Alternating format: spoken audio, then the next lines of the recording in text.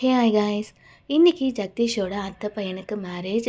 So அத்தையும் மாமாவும் நேற்று மாப்பிள்ளைக்கு வரிசை வச்சு நலங்கு வச்சாங்க.